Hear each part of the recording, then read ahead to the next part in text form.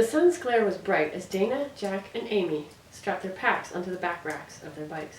"We'll be riding in the hottest part of the day," Amy said. "We could have left earlier, but—" "I like sleeping late," Jack interrupted. Amy made a face at him as she got on her bike. "Aren't you going to lock the front door?" Dana asked. "Why? Nobody locks their doors in Troll Creek." "But what about the museum robberies?" Amy shrugged.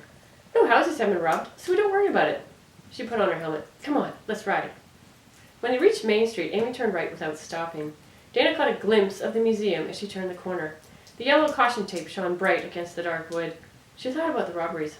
What a strange thing, to steal only one item at a time. Who would want to do that? "This road will take us out to the field station," Amy said, as Dana caught up to her. "From there we can ride on the bike trails to the old miner's cabin." They rode down the rest of Main Street, cycling 3 across in the middle of the road. There were almost no cars, but they did have to dodge potholes. A few people were walking in and out of the shops. Jack waved at them. The road turned to gravel just outside of town, but it was easy riding. The field station was not far from Troll Creek, a half hour by Dana's watch. The sun reflected off the big windows that lined the front side. She wondered if it was full of rocks like Amy's collection on the dining room table. "That's where Mum works." Jack pointed at the second floor. "Her office is the big one on the end."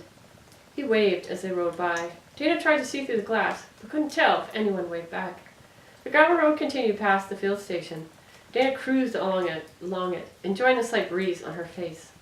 Amy rode beside Dana. She had a sly grin on her face. "You said you ride trails in the city?" "Yes." "Well, real riders take shortcuts." With that, Amy plunged down a faint trail in the bushes. Dana chased after her. Amy rode through a cluster of narrow trees, charging full speed into a creek. Water and mud smacked Dana's face. Amy hopped onto a dirt trail on the other side of the bank. Dana caught up to her and they raced side by side. They charged around a corner and straight into a muddy waterhole. Dana's front tire stopped, sending her flying over her handlebars, landing with a huge splash. As she groped for her bike in the water, she heard laughter. Was this a trick? Dana wiped the muddy water from her eyes and saw Amy, covered head to toe in mud, tug at her bike too. "Glad you blow-dried your hair now," Amy laughed, as she dragged her bike onto the bank on the opposite side of the waterhole. "You did that on purpose!" Dana thrashed through the water after her. "I knew there'd be water in the hole, but I didn't expect this much," Amy said. "Don't worry, we'll dry off in the sun." "You could have warned me." Amy shrugged. "Why? We're mountain biking." "We're gonna get a lot dirtier. You could have stayed at the house. You could have half a brain. You could have a boxing match," Jack interrupted in a loud voice. He was standing by the water's edge. "I'll get the gloves." "No, I know." He snapped his fingers. "How about mud wrestling?" He burst out laughing at his own joke. Amy whispered in Dana's ear, "Let's dunk him for that."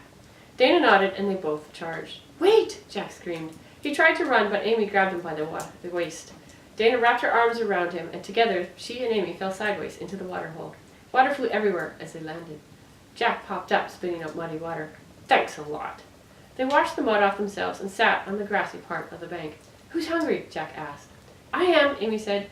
"Make your famous sandwiches, Jack." Dana watched in fascination as Jack spread a thick layer of hummus onto the pumpernickel bread, and then stacked slices of apple, tomato, shredded carrots, and avocado neatly on top of each other. He carefully handed it to Dana. She took a bite. "This is awesome!" "Told you, Jack's the best sandwich maker in the world," Amy said. They sat on the side of the riverbank eating lunch. Dana licked her fingers. She would have to make Jack sandwiches for her mom to try. A thought occurred to her. What about Steve? The wedding was in 4 months, and then he would live with them. Was she going to make sandwiches for him too? "No!" "What?" Amy asked. "Nothing." Dana shook her head. "Let's go," Amy said. Not yet," Jack murmured. He was lying with his eyes closed and his hands on his chest. Dana thought he was sleeping. "Come on, lazy bones." Amy poked him in the ribs. "Not yet," Jack added, a little more sharply. Amy frowned. "Jack? Don't you think it's cool the way the clouds look like different things?" Jack opened his eyes and pointed to the sky. "See that one? It looks like the gold golf club that was stolen."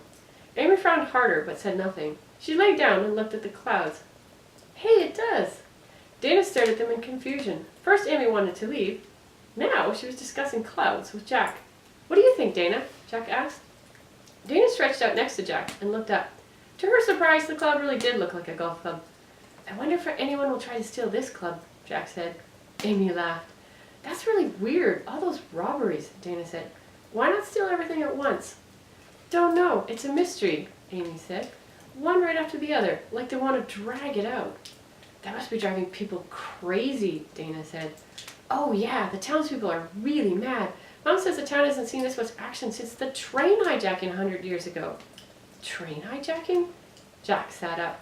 It's part of the old mine mystery. 100 years ago, the train carrying the miners' pay was hijacked by bandits outside of Troll Creek. They blew up the railroad tracks. It was a real mess. The hijackers broke into the safe and stole the money. So that's why they closed down the mine, Dana asked. They couldn't pay the workers? No, that was 50 years ago, after a bad accident, Jack said. The mine wasn't safe. The mine wasn't making any money, Amy added, but that's why they stopped using it. Jack shrugged. Whatever. The point is, he lowered his voice, they say the money was hidden in the mine. Don't you think the robbers would have gone back for it by now? Dana asked.